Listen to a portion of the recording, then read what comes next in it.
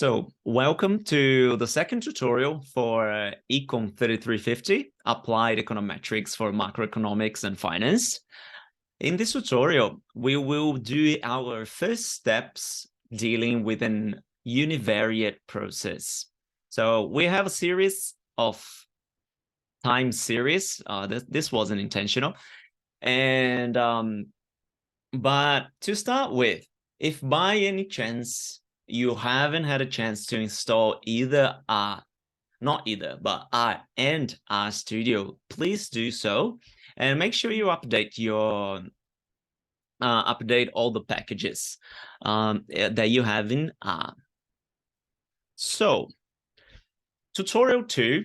What our objective for today is, at the end of this tutorial, you should be able to derive the theoretical properties of an ARMA process, compute the theoretical ACF and PACF for a given ARMA, and use R to compute the plot and plot the sample ACF and PACF for time series data.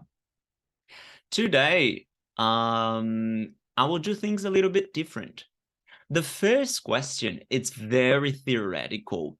And if we are just dealing with it, you would just see like lines and lines of equations and numbers and empty variables. And I consider that a really difficult way of grasping what's going on if you don't see the data or you don't see the graphs and plots. So exclusively today, I'm going to do the tutorial in the opposite order. We're going to put it upside down and start by question 3. So you will notice that we have 8 DGP, so data generating processes in our CSV file in our data set. And first, we'll use R to explore it and plot the ACF, PACF, calculate a few more things. Then, this is question 3. Then I want to move to question 2, where we get a little bit more technical, and we will explore what we find now that we know the equation and how to calculate the ACF. And finally, we move to question 1 for 3 of the DGPs, and then we go to the purely statistical theory when we don't have values, or we just have variables. But my idea is when we get to that point, we can come back and look at the DGPs that we just calculated before. So when you're finding the correlation row value, at least I can go there and point the finger. This is the row that you're looking at in the ACF plot, for example. So that's what we're going to do. If by any chance you're someone who had your notebook and you wanted to take notes of every step in question 1, unfortunately, it will be a little bit like spaced, but I'll let you know when we go super full calculations. For the general public, amount of students, I would like to keep it interesting. So yeah, that's what we're going to do. Before you think I went crazy, I did check with Eric, and he said he's happy for me to do that. So I think we'll be fine. Let's go. First, the first thing we want to do is to download both the tutorial and the CSV file and save it into a folder like we did last week. Just create maybe the folder tutorial 2 inside of your folder ECON3350. I want to show you. Let's do it. Let me see if I'm sharing everything. I'll click new share the whole screen. And I hope you guys can see what I'm doing in here. So to find it, let's say you go to ECON3350. Then you're going to click Learning Resources. I think I have a different view here. I will put a student view. Learning Resources, week 2. Then you go down to tutorial 2. And please save both these files, CSV and PDF, to a folder. Let me show you. Usually you can do it in Mac and in Windows. You right click and save link as. Bachelor of Economics is my thing. Tutor, ECON3350 Tutorial 2. You have the ARMA over there. Save. In my case, I already had it, so I'll replace. Also, Tutorial 2, you can save. In this case, I think I will just open it here in the background. And you will see that we have data for 8 data generated processes, right? So it's a simulation. It's a little bit different than what we do.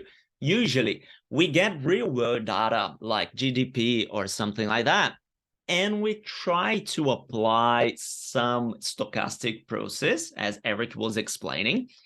We try to fit that equation in the data we have, and we look for the best equation to fit that type of data. Today, this data is simulated. So there is an equation that generated the data.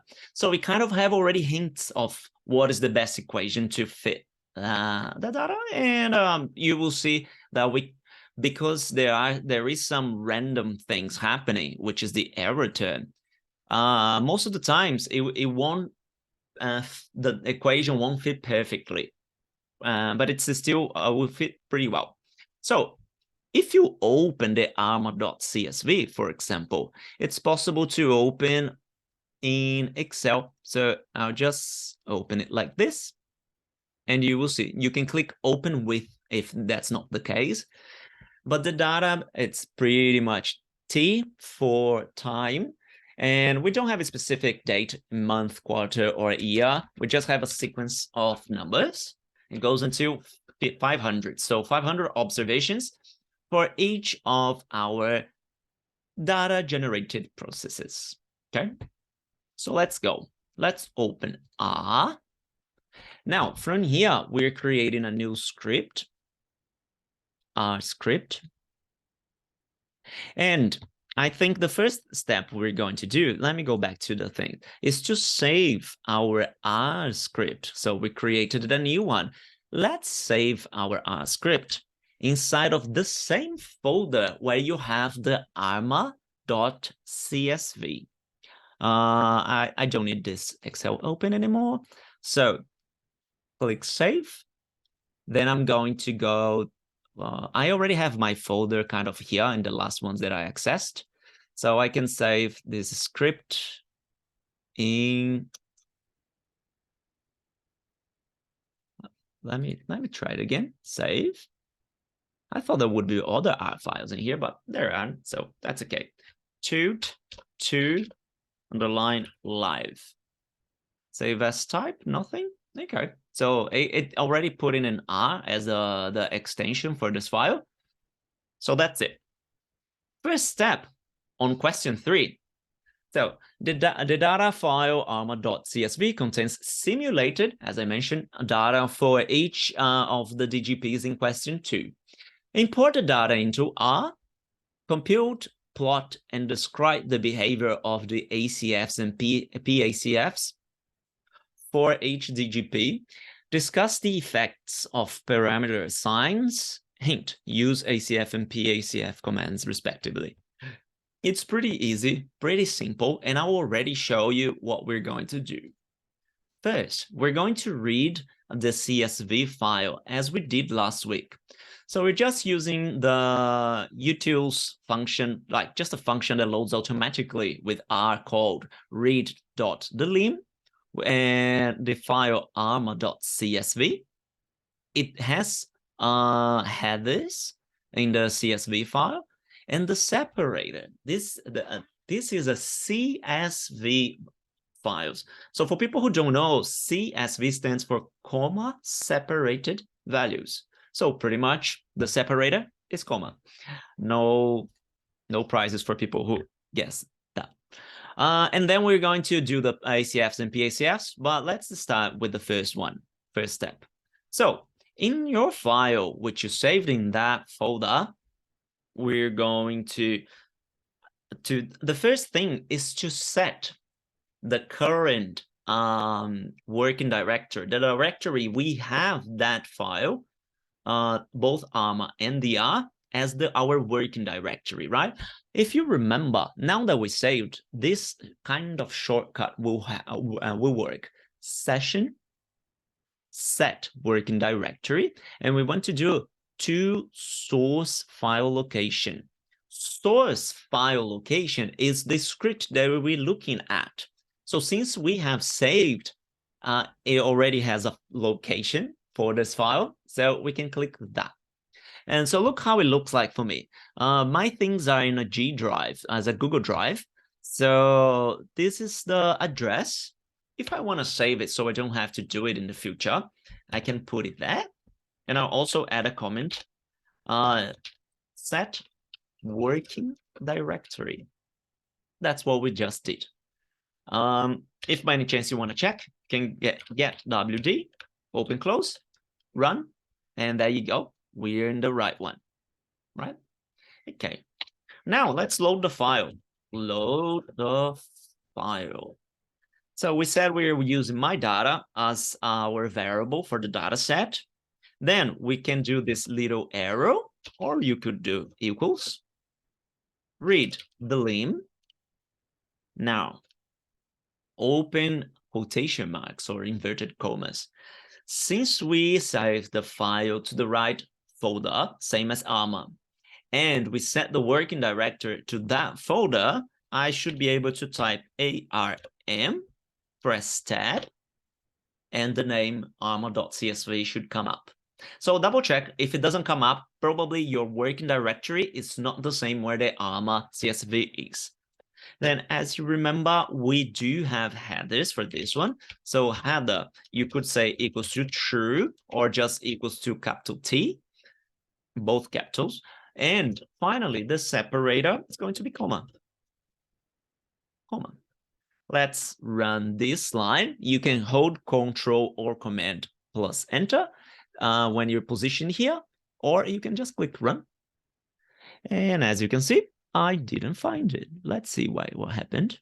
Error, read file, read table. Yeah, my header is not the best header. So let's try it again. Let's use the tab function that helps our life. I'll just press tab. Looks much better now. T. Let's second attempt. Yes, worked. So I think by now you realize that like all of us might not get the code in a first attempt. The tricky with experience is to learn to interpret what the error is telling you, so you can fix. So don't punish yourself in case you're not getting your code like on the first try. All right. So we have the file there.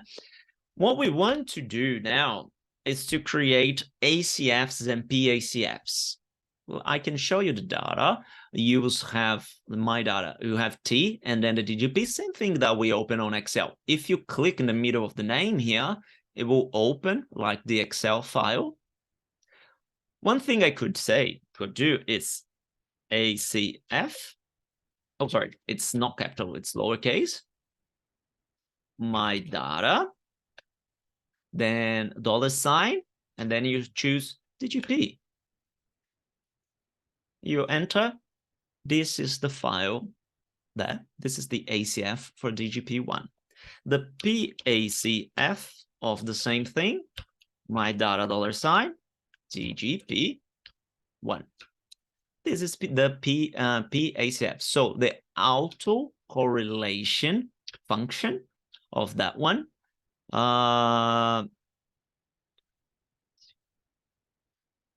Okay, Jay, sorry, I'm just seeing your comment now. I know you just sent it.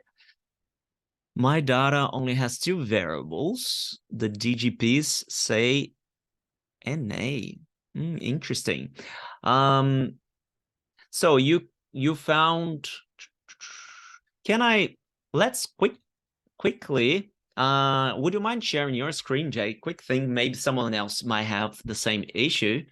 Can you share your screen, please?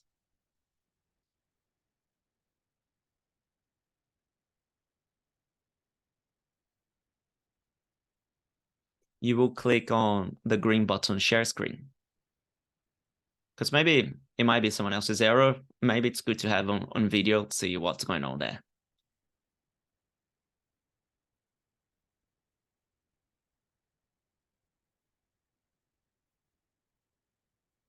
Or maybe we might have to move on. Do you know, do you need any help sharing the screen?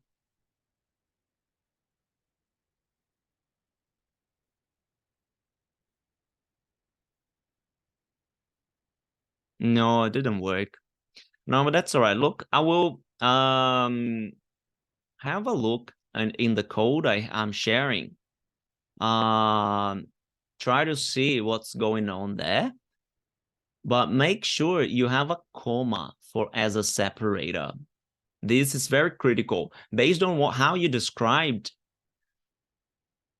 Yeah, Dylan. Yeah, I think so based on the description. Yeah, if you don't do the right separator, the columns might just mush together. That can happen. I'll give you an example. Let's do it. Why not? So if you forget it and you run, that's what it goes. I think that's probably what happened, right? You know.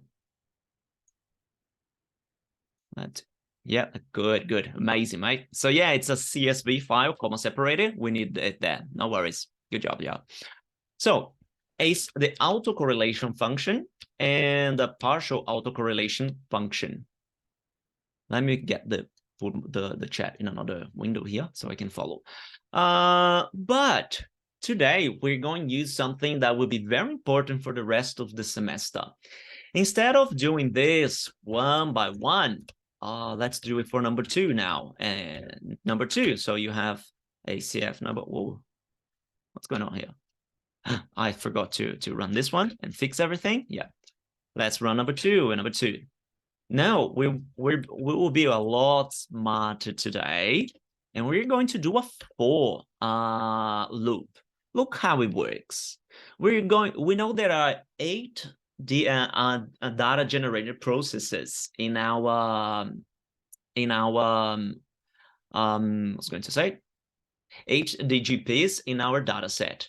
So I will do a for loop just to pass by each of them and print the ACF and PACF, right? So this is how it works. We're going to say for our index moving one by one, we will call it I. For I in 1 until 8. So for the first run, it will be 1. For the second run, it will be 2 and 3 until we get to 8. Then I'm going to open this curly bracket, and you will see an interesting difference. Eric usually puts the curly bracket in the bottom, but that means you need to select the whole function to run. And I'll give you an example. For example, I'll print I, just I. If you try to run here, error object I found, error object found, then you run it over there, 4, and it's waiting for something else. So you have to do this, run. It didn't even accept. Let me see if it accepts like that. Run. Okay. Oh, it's not. Let me do something better. Print. Let's see if this one runs. Run 1, 2, 3, 4, 5, 6, 7, 8. But if you run it from here, it just ran the print. And if you run it from here, just 8. And if you run it from here, just the first line. So it doesn't understand really well. Personally, I prefer to do it like that. So if I click here and click run, it run. Oh Lord. Print I. Okay. So if I click here, it still runs 8. And so this is the only difference between what we do. I have my curly brackets in the same line as 4. Okay. This print I is not important. If you did, you don't need. What we're going to do now is try to use this I in a smart way, where we are passing by each of the DGPs. So we are generating ACF of one of the columns in my data, and we're going to call it my data. And remember what we did last week. We want to access one specific column. So have a look how we're going to do it here. We choose the variable number like this. The number 1 is actually our t.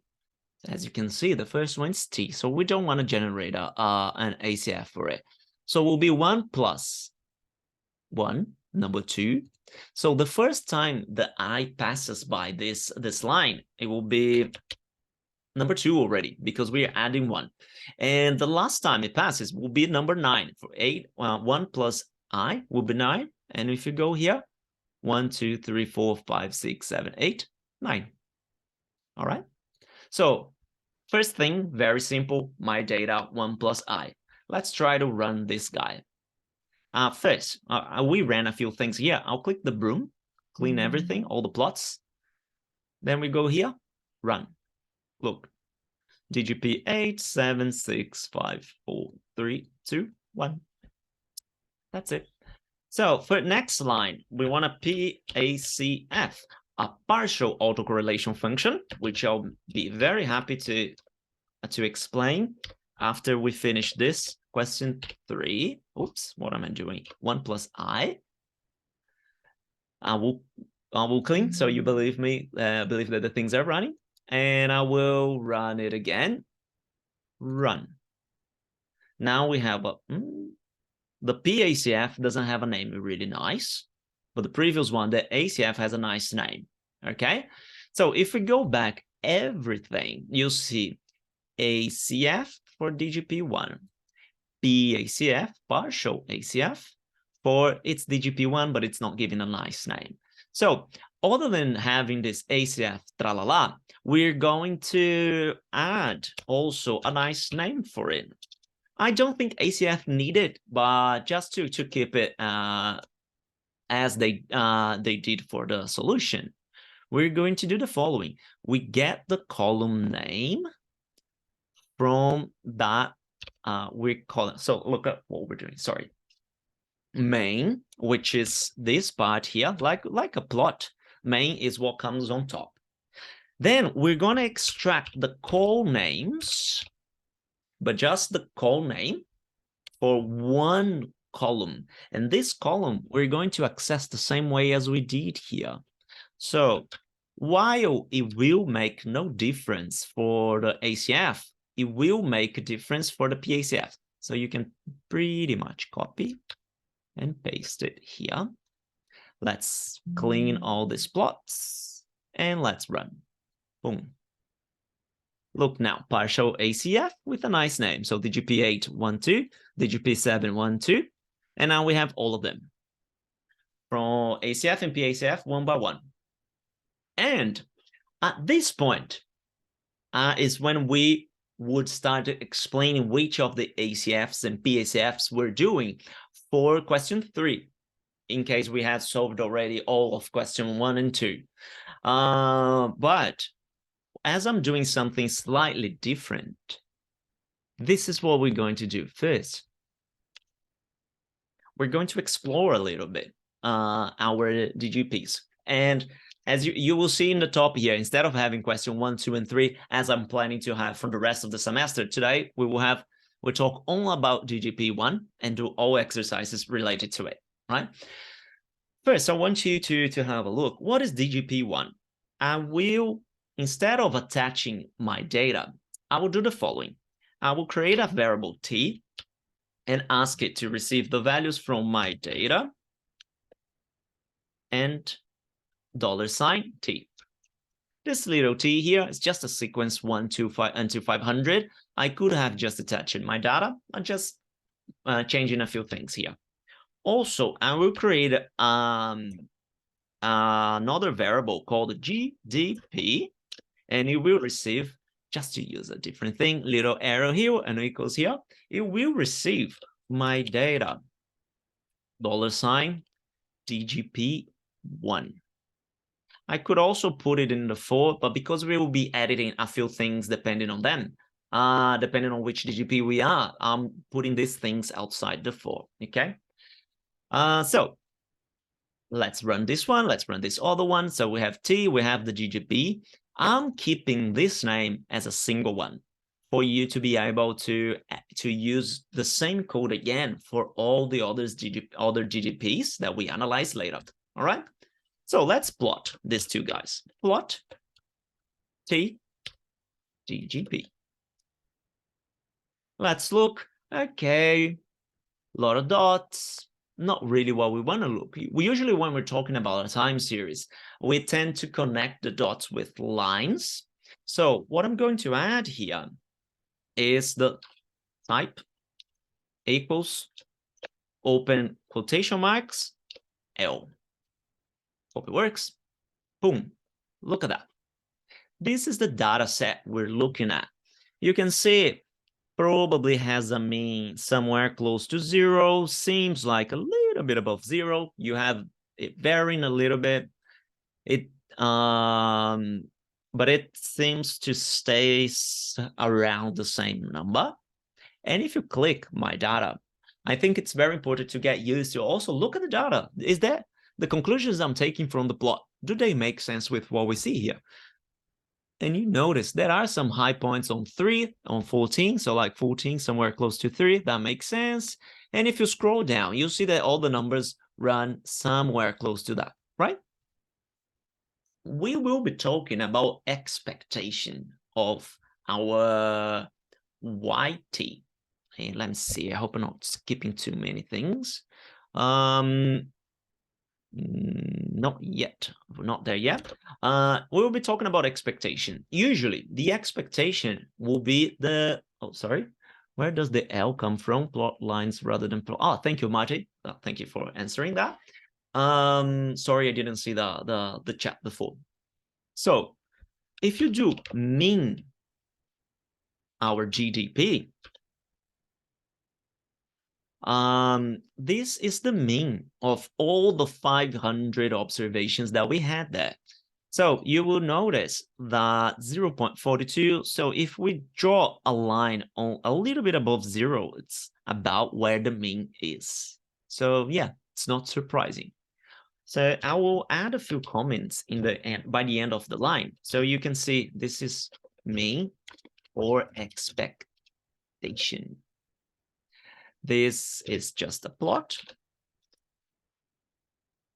Now let's look at the variance of the DGP.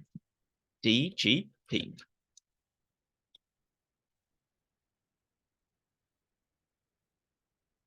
So variance 2.14. It's interesting. So if you think about the standard deviation, usually is the square root of the variance, right? So square root of this number, or you could also do a DDP like that, SD, 1.46. Standard deviation. And here we're just analyzing our data generating process as it is, our data as it is. If so, 1.46, do you remember when we are doing the T statistics in the past? 1.1, in between one extra standard deviation and one less standard deviation would sit 68% of the values we have. So when you do the standard deviation, we put one SD each side, sorry, a normal distribution, one SD each side covers 68%. And if we add 1.96 plus 0.4, so between 1.8 and minus 1, we probably have 68% of our dots. Just that's how it should work. So this is a little bit of what we did. Some analysis without doing anything ARMA or auto-regression or moving average, right? Now let's go back to our DGP1, the DGP for this first one. You can either go back here or you can run again. We did run over that, so up to you. Just as an option, I will put ACF DGP just for completeness, so we have the code going in order. Autocorrelation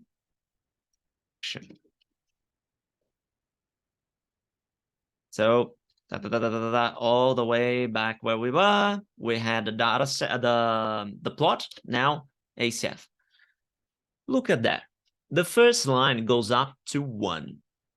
You will notice that the autocorrelation function is always talking about the correlation between one observation and a distance in lags from that observation. So let me go to the slides. Not what I wanted just yet. Sorry for that. So the first one, it's on 0. So why is it the correlation equals to 1? We're comparing all the observations against themselves because the distance in lags is just 0. So something comparing to itself has 0 correlation. No surprises there. Then for the first step, there you can see there is somewhere a little bit below 0.8. And that's what you would start thinking about when you're looking at a data that is not simulated, a real world data, and you found, okay, there is a correlation between observations and their immediate lag. It could be like behind or could be forward because it doesn't matter the order. But when you look at, let's say, if it was years, if you look at 1990, there is a pretty high correlation with 1989. And here it would be also have the same correlation with 1991. Okay, just one distance. And then you have the 2 distance, so 2 years apart, if our time measure is years, and then 3 and 4 and 5. So this is what's going on. I think I will skip this one. Remember, we have the equation for this one, so we have a little bit more advice on what's going on here. There we are talking about an AR1, an autoregressive of one lag. So you have the current observation, YT, and it has a relation of 0.75 with the previous one. So having a 0.75 there is not surprising for us. So let me do a little bit more code here to expand. One function we will be using a lot during this semester, it's called ARIMA. And you might have heard during the lectures, we were talking about AMA, right? AR is for autoregression. MA is for moving average. We were just talking it later on in the semester, but it's for integrated. It's when we have to do something with the data. We don't need to know it now. I will run this ARIMA. You don't need to load any package. I will run it for our standard DGP. Enter. Look who we see there. Remember what we found for the mean? It's there. Not exactly the same. I think in this case it's actually the right rounding number. For the next ones, it won't be perfect. But then the standard error for this estimation we made, so, okay, look at the variance. The same variance we found before. Not really, a little bit different, but the same variance. These data generating, they were, as I mentioned before, they are random. So not always when we try to fit, we will find exactly the same equation, right? They are running an algorithm to find the best fit. And this is what they found. Now, what if I told ARIMA that this is, let me just put it here. I'll put a name, ARIMA.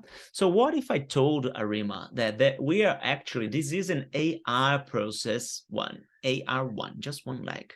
So to do that, we're doing ARIMA, the same DGP. And now I'm telling you the order, giving a value for order. And this will be, see, it's just a concatenation of 3 values. It will be 1 for the AR part, comma, a 0 for the I part, no integration, and 0 too, because we're not dealing with a moving average lag. Let's see what they find now. So let me see. I'll put ARIMA. Oh no, I'll just tell it it's an AR1. Run. Look, this is what he found. I'm letting ARIMA know I'm pretty sure this is an AR1. Look at this value here. I think it rings a bell a little bit. Have a look. This is what I had in the previous slide. Look how close it is now. So when we consider the first leg of an AR, we're considering an AR1 model inside of ARIMA. They found pretty close, not perfect, but pretty close how much was our coefficient. And that's what ARIMA is doing here. We also found a sigma of 0.9397, which is the value for our error t, et. What else I want to say about it? This sigma squared, you'll see we have some assumptions for it, which I will explore a little bit deeper soon. But that's the other thing here. Just as curiosity, when we know how much it should be the value, we can add a little bit extra information. So let me copy this one. But I'll add something else. I think is it coefficients? Nope. We'll have to check what I did before. It was fixed. Yes, when we have fixed coefficients, fixed equals 2. This will be a list of coefficients. So since we printed, there were 2 things that we're dealing with, I'll have to have 2 values here. I could do an NA, which should return the same thing we had before. Oh, it doesn't accept. What am I doing here? Yes, it has to be a concatenation, sorry. NA, let's see if it works now.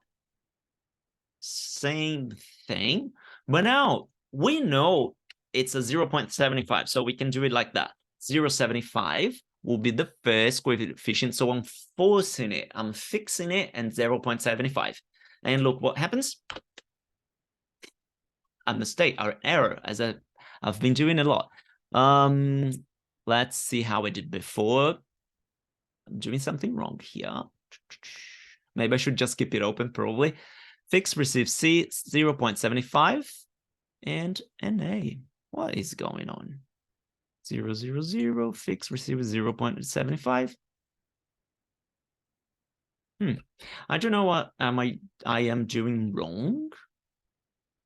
Oh, I'm not doing anything wrong. I'm sorry. It actually brought the result, but it brings with it some warning in the end.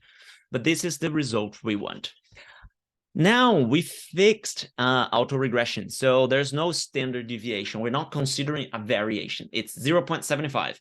So we will have a little bit different intercept, but almost the same thing. So 43.91, 43.92, and the sigma might change a tiny bit. It didn't. It's still the same for this example. One thing that you notice, and we will deal with it in the future, is this AIC. The lower the value for the AIC, and then we will have the BIC, the better our model, our stochastic process fits that specific data. So when we didn't use anything, we didn't say it was an AR1. Look, our AIC was 1,800. Then we said it is an AR1 here. It went down to 1394. It's pretty good. And then we said we fixed on 0.75. It went down a little bit, but like it's not much. It is a tiny bit better than 0.7485, blah, blah, blah, blah, that went on. And that's it. So it is taking a long time for GGP1. I understand. And it's because I want to explain a lot for what was going on. From 1 until 5, it's all the same, so I don't need to repeat a lot of things. We'll just touch the differences, okay? In case you guys are wondering how long it's taking for the first example. All right, so we found the things. So let's understand now. Look what's going on. A DGP decays geometrically because the parameter is positive. you see it decays a little by little.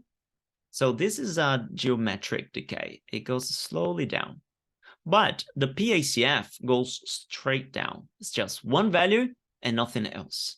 And now we're moving from question 3 to question 2, which will be a little bit more theoretical.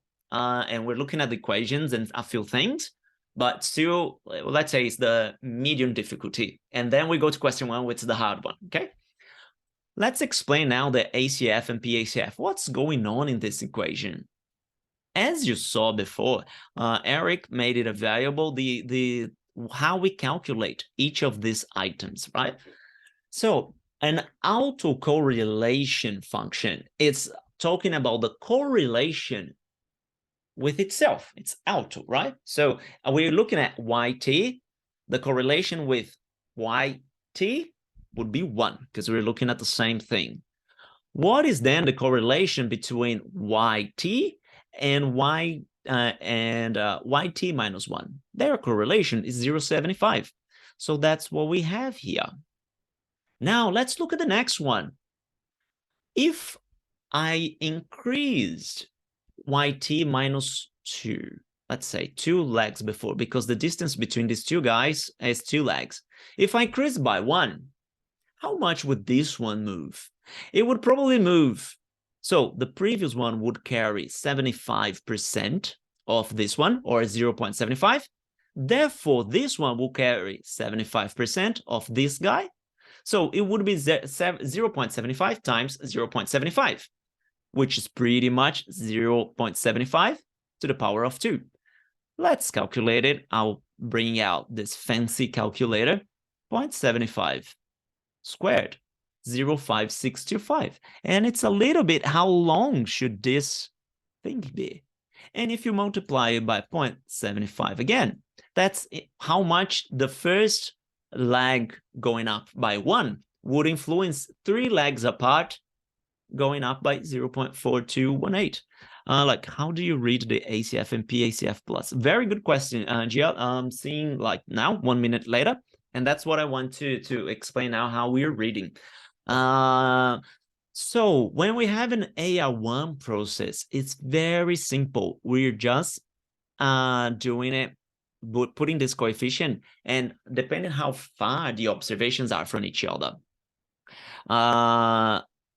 you're just changing the power. So this little p here is actually a rho. Rho k is the A1 or alpha 1 to the power of k. Okay, this is how it works. That's why it's important. One of the assumptions that we will see when we move to the more statistical one in question 1. But that's why it's important to consider the correlation between different legs. It's the same for all. This is an assumption we're taking.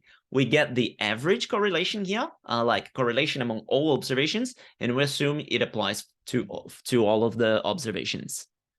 Okay, DGP, autocorrelation function. So if the autocorrelation function looks like that, okay, did I skip PACF? Sorry. Question 2 is only about the ACF. Sorry. So let's go back to the PACF. I want to explain you why the PACF is a little bit different. The difference between the ACF and the PACF is when we say partial, we're looking at the impact, but removing all the previous impacts that we had before. So they don't look at the 1 at the point 0. As you can see, 0 is already the beginning of the plot, so it doesn't show. Let's pretend it's a 1 if you want. Then 1 leg apart, how much did it change? We know it's a 0.75, so this is the same as we have here. The difference is when you look at 2 legs apart, why is it not showing anything?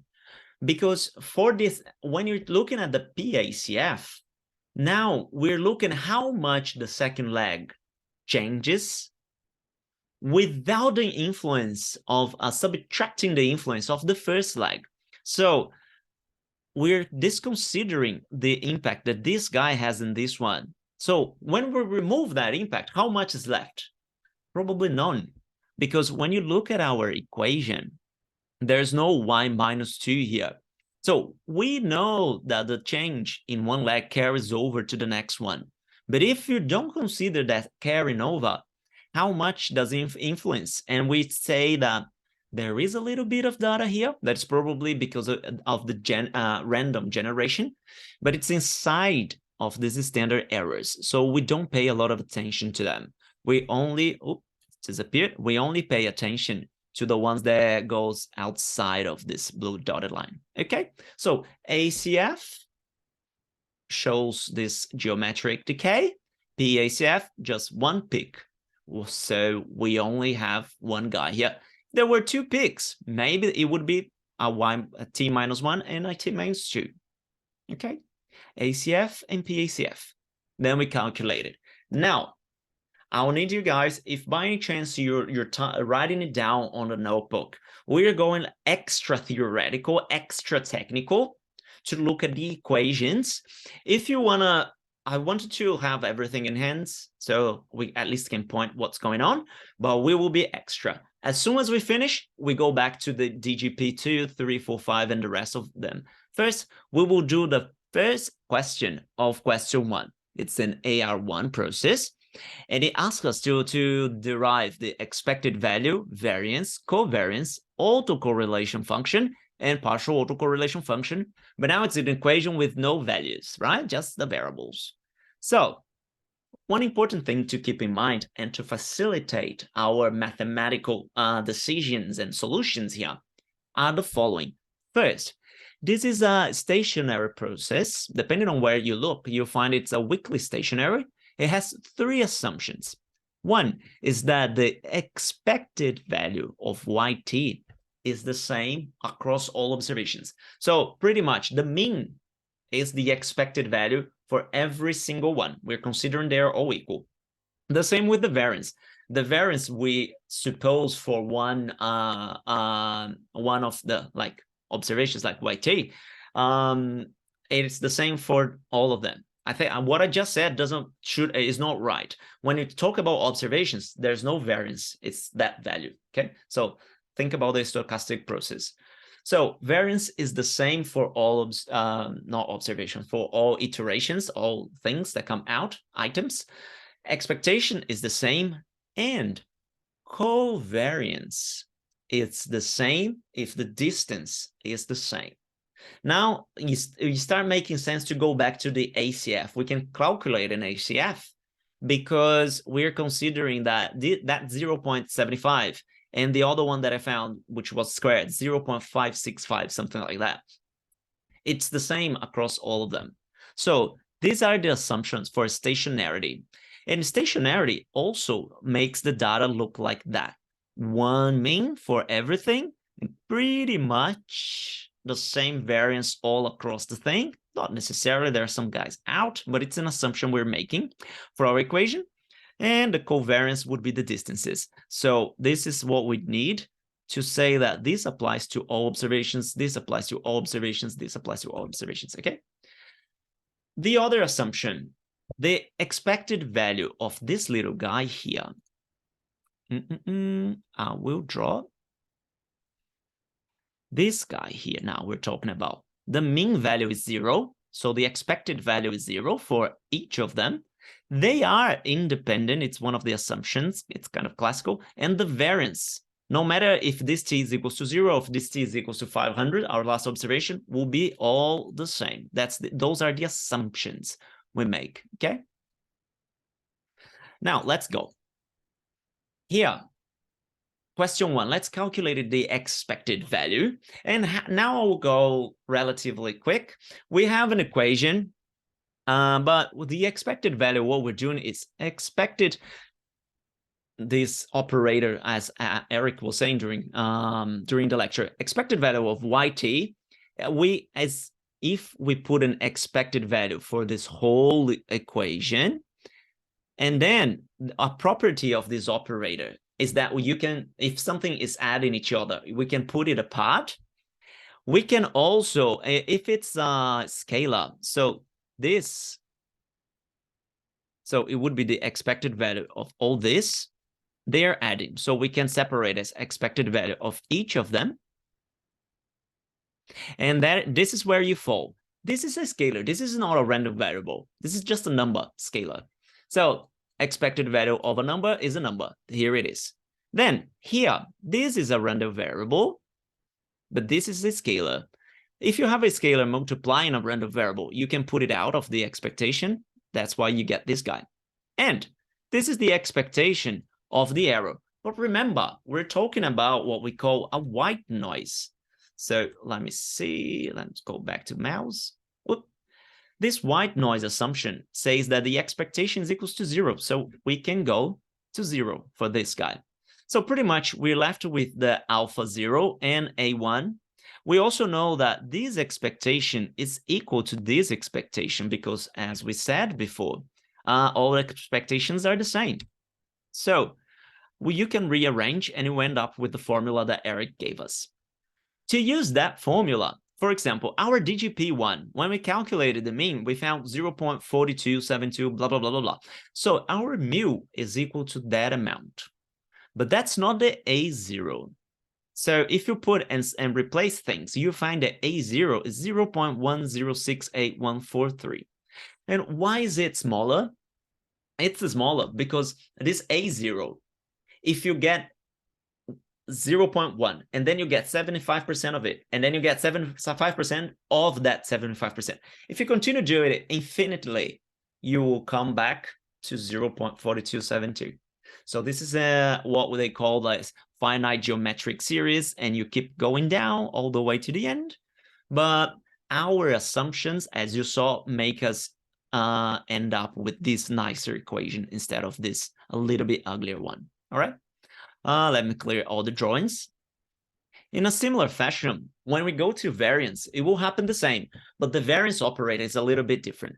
So variance of YT is what we call gamma 0. And that's the same thing. We're putting a variance of the whole thing there. But there are a few things different. When we do a variance, here they went straight to replacing the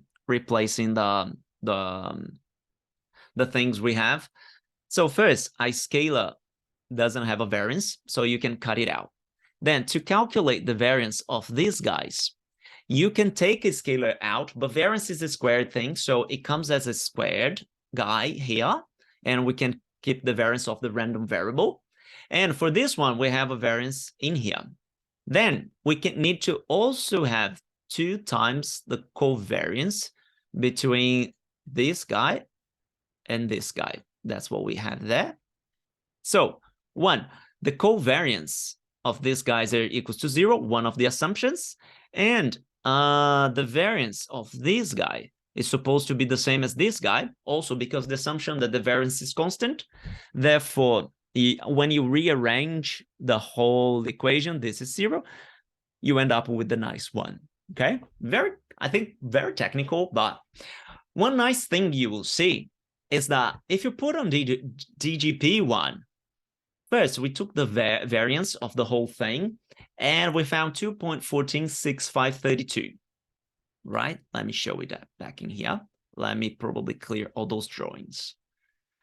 We found 2.142, but after we told them that our order was 100, so this is an AR1 process. Look how much you went down, 0.9397, and then we forced it to have 0.75, still 0.9397. Look who's here, 0.9391. Not exactly the same, not exactly what we wanted, but still, that's how we worked. So the sigma squared, the little e we have, is oscillating like that. But because it's an AR process, it accumulates to something a little bit different in terms of variance. All right? Okay, let's get going. 6:55 now. Covariance. Covariance is what you calculate before you get to correlation. So correlation is the covariance of 2 different ones, like 2 legs apart, divided by the square root of both variances. Okay? Let me see. Does that make sense? Yes. And so first we'll start. Yeah. First we will start seeing that the covariance. You will see that we have two different things. So it's the expectation of one random variable times the other random variable. Then you can put the equations inside. You find a few things in here. So the first one, the covariance A0 is assumed to be equals to 0 because it doesn't change. It's just to facilitate the calculations. I won't go in detail, but you will see this is how it works here. So yk equals to 0. This will be 1. And then we have the nice function we had back in here for gamma 0. Sorry, I said y. It's gamma. Then for the next one, you have a1 multiply. And then we have a1 squared for gamma 2. And then gamma k, we have a to the power of k. So what's going on with the correlation? When you divide by gamma 0, you end up with the a1 and a1 squared for rho squared, and a1 to the power of k for rho k. And this is what's going on here. And this is what we said before. If we applied these to our DGP1, these rows are first, P0 is 1 because it's gamma 0 divided by gamma 0. Then the second one will be the 0.75 that we had, because this is a1 for that equation, 0.75.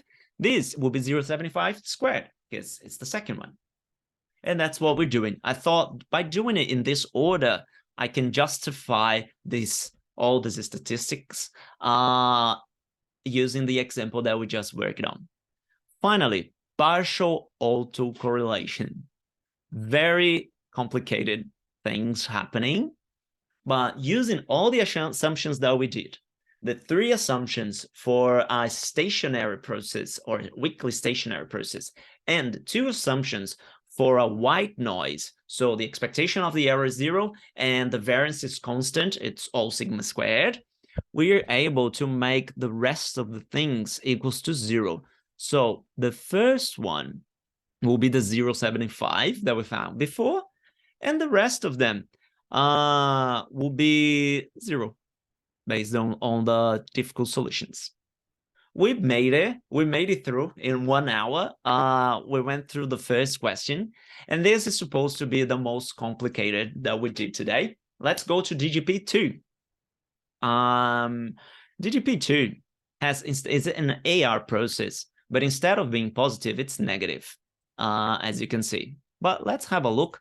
The same way we did for DGP1, I will give you 2 options. One is to do something like that, DGP1. And then this guy doesn't need to be done again, so you can put it out. So now you want to do DGP2, you can copy, paste, change it to 2, and change this guy to 2. Everything else should work if you run from that.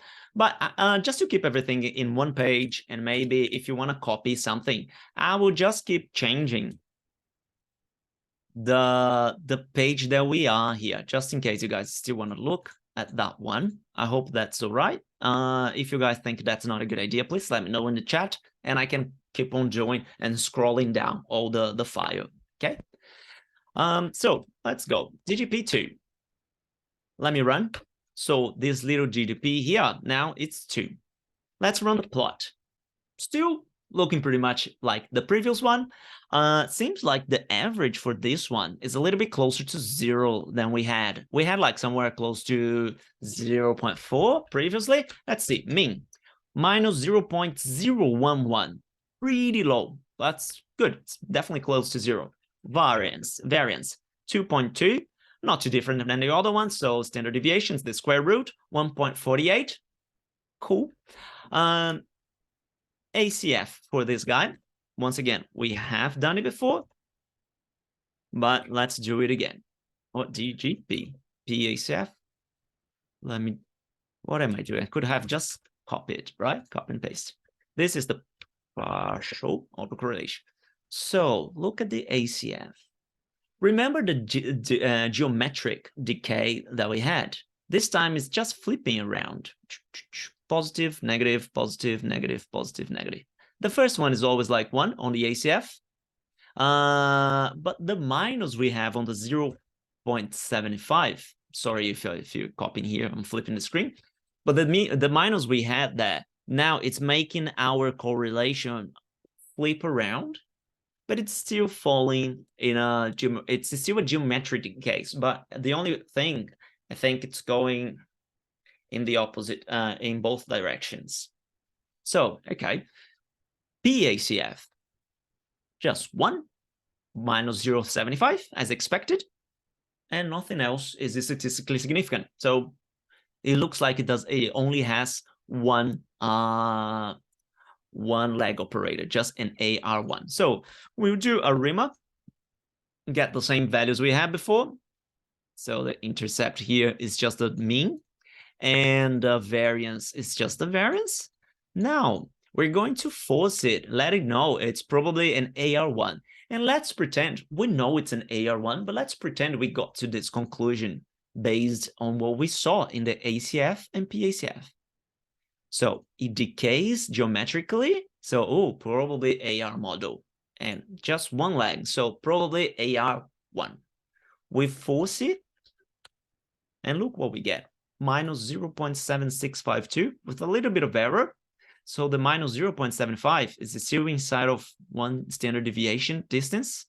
Standard error distance, sorry, one standard error distance.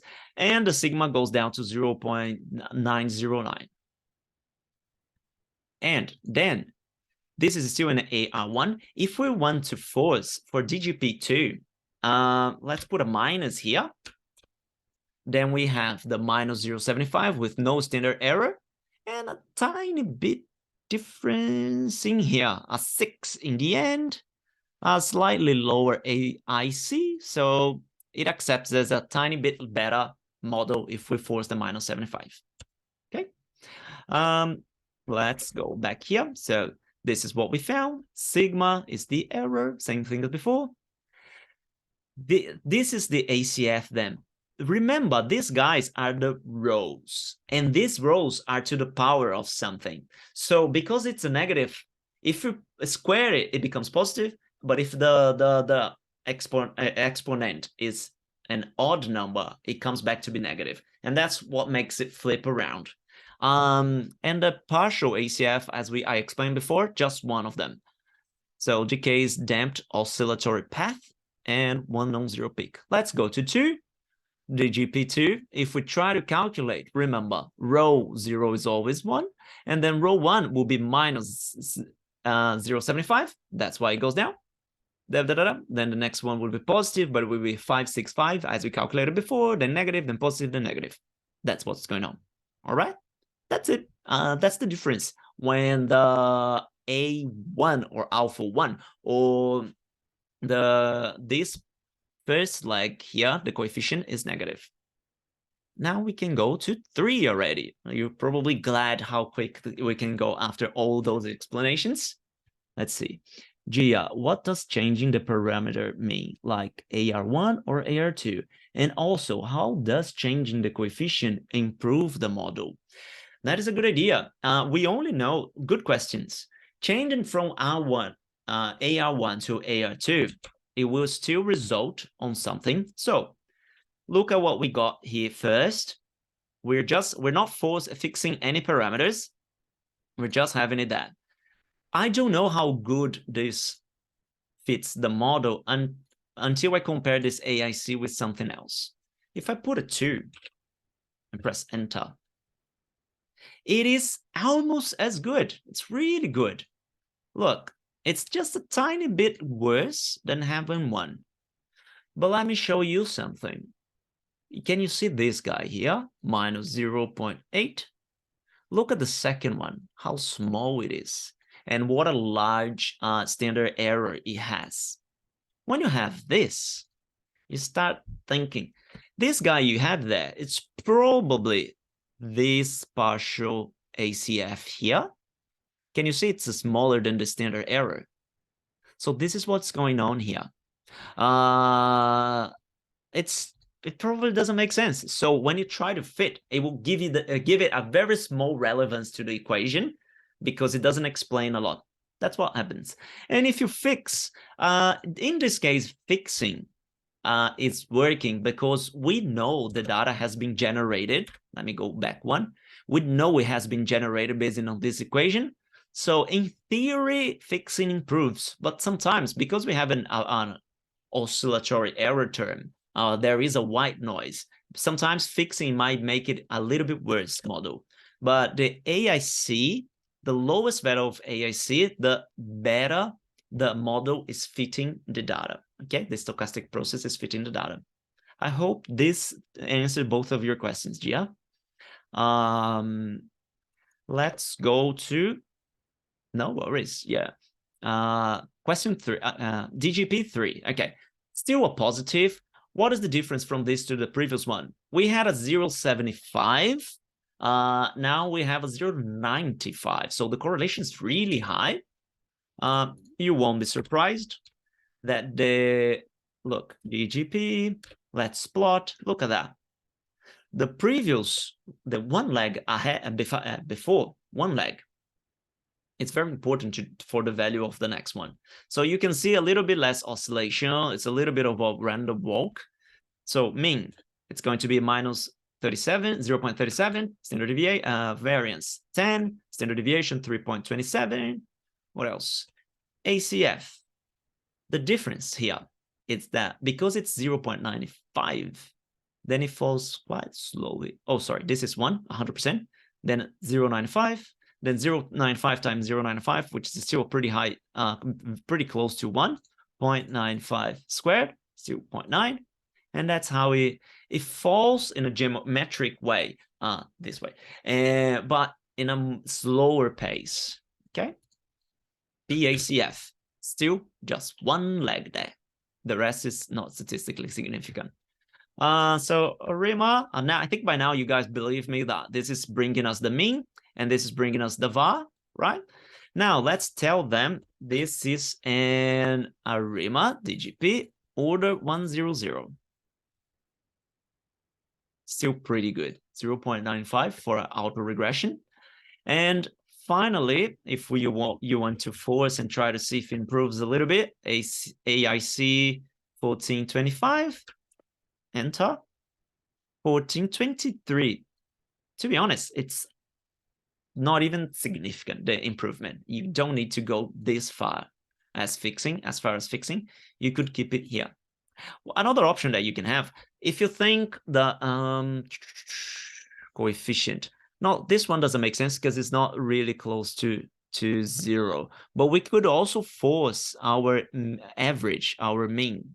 For example, okay, I think the mean should be 0. Like, this is not really friendly. The previous one was more, but you can say 0 and see if it improves.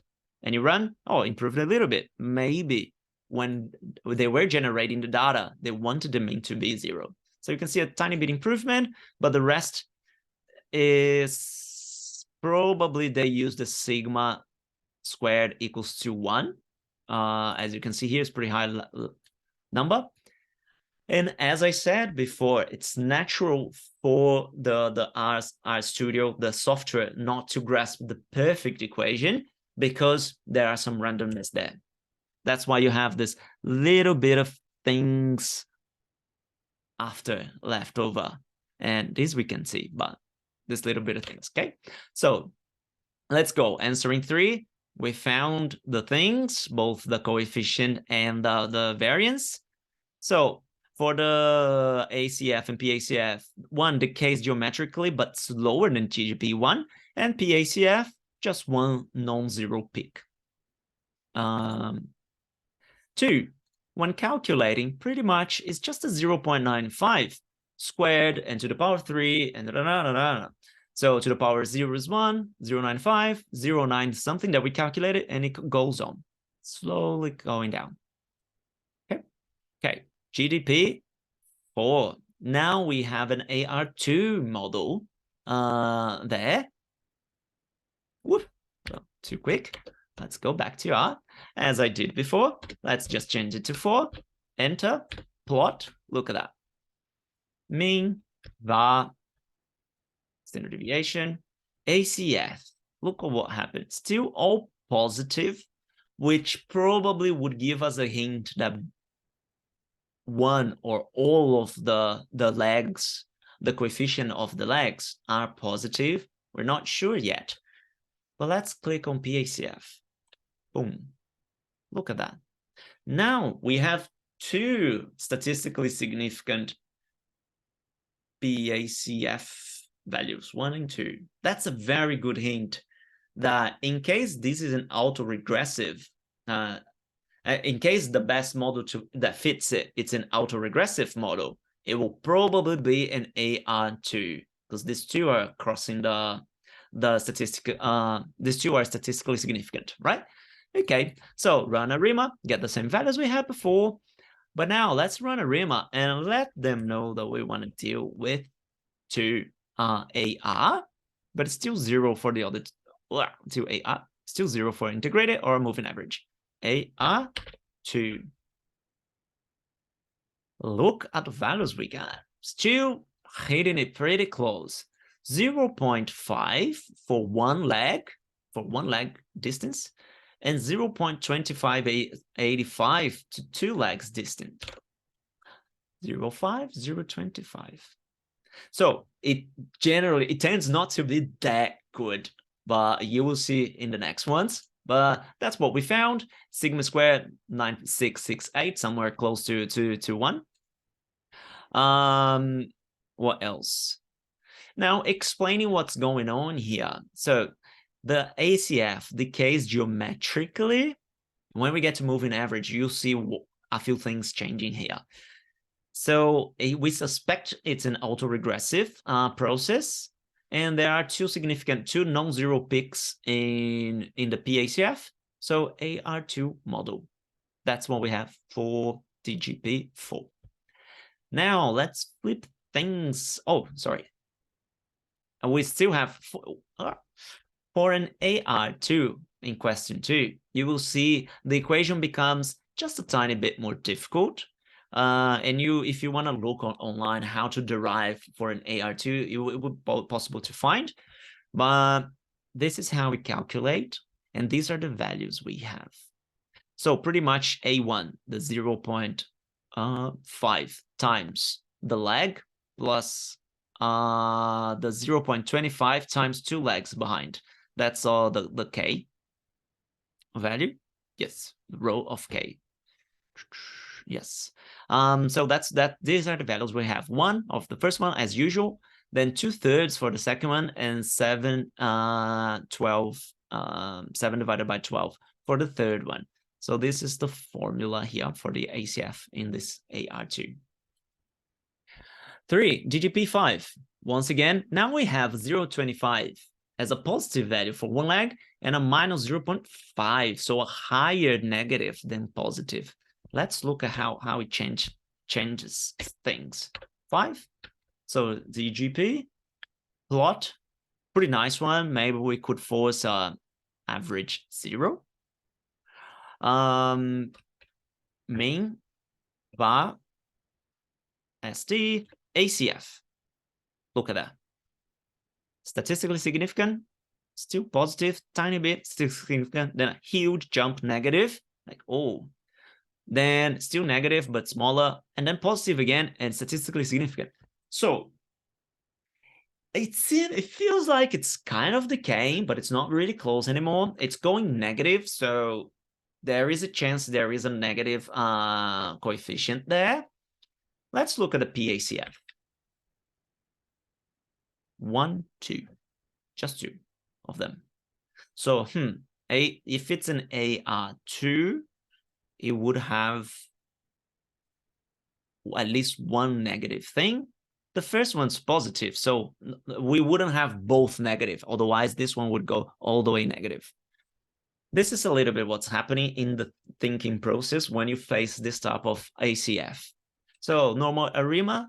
Now let's force this based on the PACF having 2 peaks. Let's force an AR2. We're getting a positive 0.2095 and then a negative 0.0488. this one would be still inside of our standard error, minus 0.5 as we have, but not the 0.25. Little bit of a problem, so we couldn't fit exactly the same model that we have here, but it's still something. It's still relatively close, but that's what we do usually. We try to do the best we can. Let me show you one more thing that we can do. You can count 1, 2, 3 here. So when we're forcing fixed coefficients, for this case, we did one more because we were using this for the intercept and this for the AR1. So let's force the 0.25 for the first one, then minus 0.5 for the second one, and finally 0 for this one. Oops, let me not forget that this is a 2, 0, 0 in the order AR2. And when we run, now, as you can see, in this case, I forced a 0, and you could have based it in, it looks like a 0, and the average was pretty low, 0.04, minus 0.04. Okay, look at that. We had a sigma squared of 1, and the AIC is a little bit better than the one we got before. So it seems like it's happier when we fix the parameters. We get a little bit lower, just 4 less, but it's still okay. All right. This is the DGP5. And as what I was explaining, now it becomes, when we look at 2 legs, it becomes a little bit more complicated because this first one is a calculation of both kind of the interception between these 2 guys here, but this one has a smaller effect. That's why it's still positive, but because it's 2 legs apart. But as you can see, it tends to go to add 0, but when it comes here, it's not 0.05, it's not by itself. A little bit of things going on there. But the DGP, it's pretty clear. This one, this value here should be equals to this one. And this here should be equals to this one. In this case, okay? It's the interaction of both. So let's go to question 2 for the same equation. And this is what we get. First one is that the row 0, that we know it's always 1. Row 1 is equals to 1 divided by 6, 1/6 of the value. And row 2, it's minus 11 divided by 24. And the equation we're using is the same that we used before for 2 legs. It's this one here. And that's it. As you will see for the ACF, there's still two other statistically significant ones. So we can say kind of it's a geometric decay. All right. Now, we're moving to another thing now. This is not an AR1 any process anymore. This is not it's an MA1.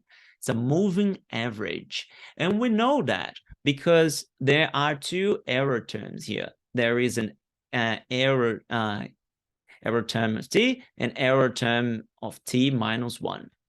It's actually, to be super precise, not exactly the error term, but the uncorrelated innovation in the process. So the errors u and these epsilons are these uncorrelated innovations.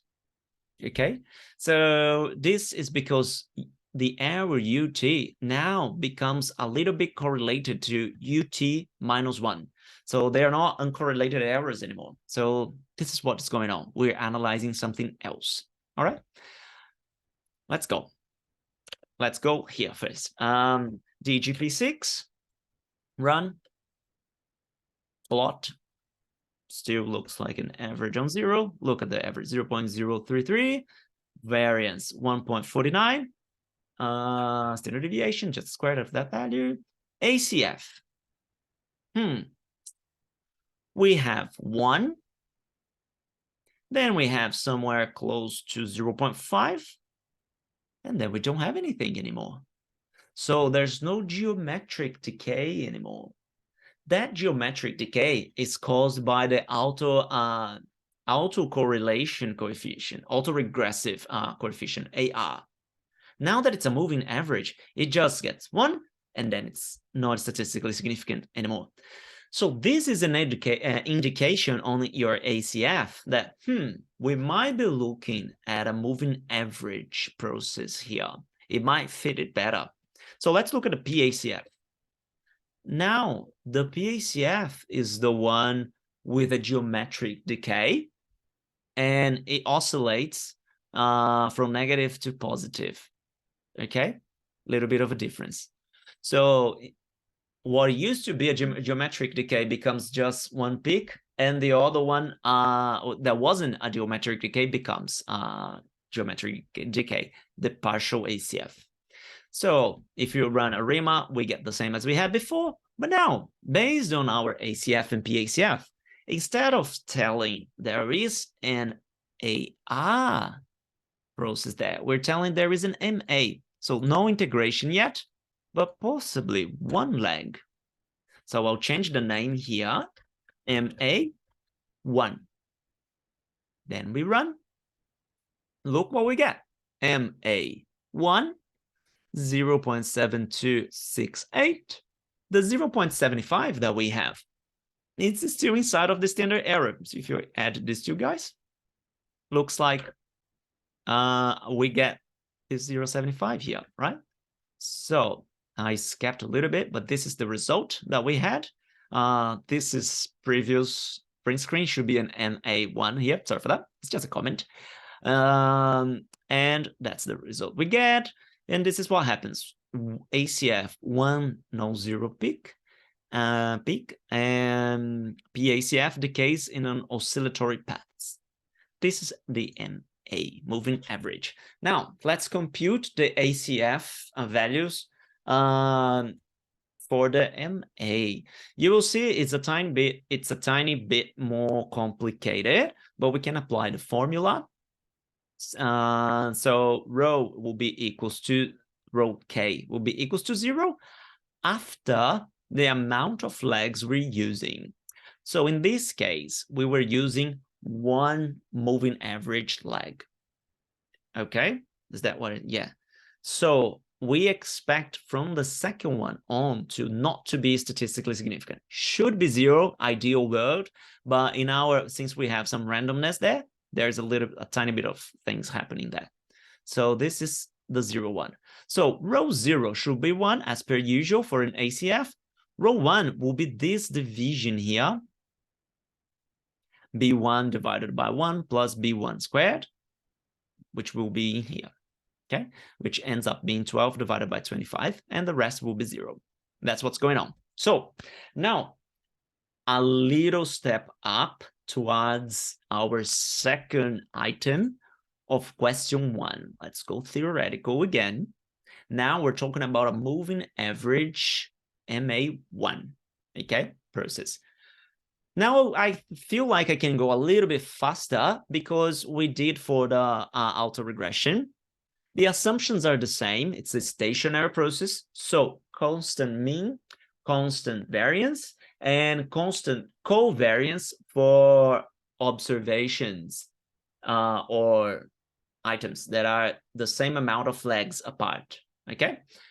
Then white noise assumptions, not the errors, but the innovations, the uncorrelated innovations have mean 0 and have sigma squared. It's all the same for all t's, all times.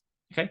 So when you apply an expectation for this guy here, for the second one, we get the expectation of the scalar is still the scalar. The expectation of this one, we can move B1 outside, but this is the innovation, uncorrelated innovation. And we know the expectation should be 0 because it's one of the assumptions. So this is 0, this is 0. So pretty much B0 for the MA process is equals to mu. So the one we found now in DGP6, 0.033, it's actually this value, 0.03376, would be what we have in the equation. Here actually, after we did the things, probably this one would be the best one, 0.321. But this one is just mean DGP that I did, that tiny bit differences. Okay. Next one, the variance. Once again, you're applying variance. Now variance continues existing here. And after a little bit of simplification, you will end up with this sigma square 1 plus b1 squared. And why is that so? The variance, where is it? Variance of A0 is a scalar, so you can take it off. This covariance of error t, epsilon t and epsilon t minus 1 is also 0 because they are not in the same equation. So you will see ET is not generated by ET minus 1. So this is also 0. So what we have here, it's both of these variances are the same, and both of them are sigma squared. So this is why if you rearrange just a little bit, sigma squared, so this is 1 plus beta 1 squared times this sigma squared, okay? If we apply to GGP6, once again, you will see, first we found 149, and now we have 0.9555. That will be a tiny difference, I think. But first, when we got just the variance, GGP6, 149,342. Then after we ran everything, we found that that's 0.9582, tiny bit. Yeah, not too bad, not too far away. That's what we find. Okay, just to prove that it's working the way it should. Once again, covariances are a little bit more complicated for moving average, but still, you can eliminate a few things there, and you end up with this nice formulas that we're given. After, as I mentioned before, covariance is just the large value, and the correlation, it's actually that value scaled to be between -1 and 1. So covariance gives you somewhere related information as the correlation, and as we mentioned before, the correlation should be 0 after we move more legs than we were analyzing before. So gamma 2 is 0, gamma k is 0. There will be a relatively large differentiation to get, like, derivation of these equations to get there, but you can take the formula. You won't be evaluated on those details. You can take the formula that is given. Next, autocorrelation, as we had. So first one, on our ACF, we can apply things that we had. It was 1, and in our DGP, let's have a look. B1 was 0.75. So when you run these things, we're supposed to get a 0.48, and that's what we get there.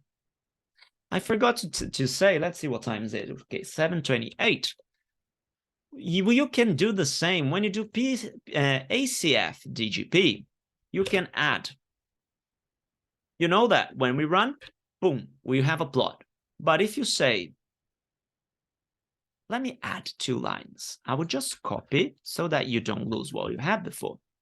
DGP, but plot equals to false. Look what we get. Boom. We get actually the value of each of these little bars. The first one is 0 when t is 0. Second one, 478 when t is 1. 478, 0.478, not too distant from the 0.48 that we got there. I'm afraid I might have rounded the number. I don't know. Maybe not. But yeah, 0.48, a little bit the length of this bar over here. Okay, just a little bit of a fun fact. If you guys are copying, let me do the following. You can copy here, but basically you just do plot equals to false. So instead of printing the plot, it will give you the values. For the PACF, boom, this value is the same here, but from the second on, it will be different for the PACF because we're removing the carryover of the results, okay? So 0.48, decaying geometrically, as you can see, but it oscillates on the PACF. It goes like this. So PACF, what is it saying? The first one will be the same as we had for row 1, and the next one decaying geometrically. It seems like in the slide, Eric didn't even like attempt to put those ugly equations. But it should, this is how it goes for the PACF. All right. Partial autocorrelation.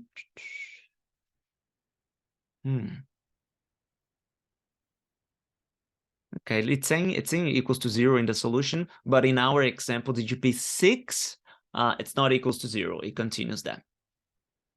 Let's go. Okay, another moving average, but now an MA2 DGP 7.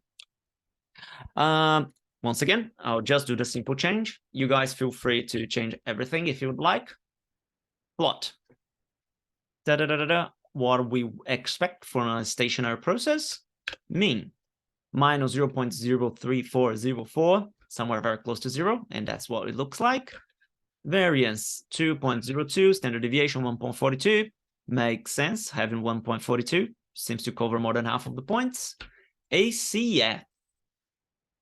Now, after the standard 1 that we have, seems like we have 2 bars, and then it becomes 0. Not what I would call a geometric decay necessarily. So a little bit of indications that it might not be an autoregressive process, maybe an MA. Let's run the PACF. Look at that. Once again, we have a geometric decay happening in the PACF and happening from both sides. So oscillatory dampening. So a few indications that's an MA, but the ACF plot now, it's indicating that we might be an MA2 instead of MA1. So running a RIMA, same things that we got before, but now let's move it to an MA2. Boom. Look at that. MA1 got a 0.43, MA2 minus 0.39. Not the absolute best result, not exactly what we were expecting. Look at that. We were expecting something closer to 0.75 and minus 0.5. So even if we put the standard error, this is far, and this is very far. Sigma squared equals to 1.453. AIC 1614. So let's see if now that we know the equation, can we improve it a little bit? Let's see, 0.75 and minus 0.5. So we know it's 0.02. We kind of, we know, we're looking at the equation, right? I'm not convincing anybody that we don't know. 0.75 minus 0.5. Let's run. Look at that. I also force the average to be 0 in this case. We don't need to. I can do first the NA. Let me do both things in order so we can see one after the other. Look, by forcing it to 0.75 and minus 0.5, we lowered the AIC by 3. It's a small improvement. Look how interesting, how well we lowered the error. From 1.453, we got it down to 1.05. That's possibly pretty good. Every time you try to fit something and the variance goes considerably down, it's probably a good thing you're doing. Like, okay, I can predict it a little bit better what's going on. So it's a good indication that things went relatively fine when we force. And let's now put a 0 here, because as you can see, the intercept is minus 0.03, but the standard error is even larger in absolute values. So let's see what happens. Another tiny improvement. The 1611 became 1610, but this one got a little bit worse. Usually the way to compare is based on the AIC, so I'll assume that forcing a 0 is a tiny bit better. So this is the best we can do. And this was probably generated as 1.1 or 1.05. All right. Having a look, I have explained already, but like 2 non-zero peaks, which probably indicates they are 2, and PACF is dampening, oscillatory path. Okay. The GP. Question 2, calculating the ACF. We will get rho 0 is equals to 1 as per standard. Row 2 will be this little equation here. It becomes a little bit longer when we have two legs for a moving average. And it is, oh, wait, here. Row 1, the green guy, will be this one. You can see that we're dividing by the same number in both row 1 and row 2. But what is on top changes a little bit. And then for the second one will be b2 divided by 1 plus b1 squared plus b2 squared minus 8 divided by 29. Okay, this was 2. And finally, I think we're still well on time. We still have 15 minutes. We get to our DGP 8. And it is not only an autoregressive or only a moving average process, but it is a mix. It is an ARMA model. It's ARMA. No integration, but an ARMA model. Why is that so? Because we have an YT minus 1, 0.5 ET minus 1 plus the error. Let's see how it looks like data-wise and when we change things. So I'm changing it to DGP 8. Plot. Looks more like the random walk that we had before, a tiny bit. It's a pretty high, probably relatively high coefficient for the first leg of the autoregressive thing. Let's go mean, var SD. Mean is really small, really close to 0. Maybe, possibly we will be able to force 0 here. ACF. Geometric decay. Indications of an autoregressive. Then PACF. Just 3. It's not really clear, but it should indicate also that we have an oscillatory path, which says this also has a moving average. Oscillatory, a kind of a dampening thing, so it goes both sides. This is the signs of MA.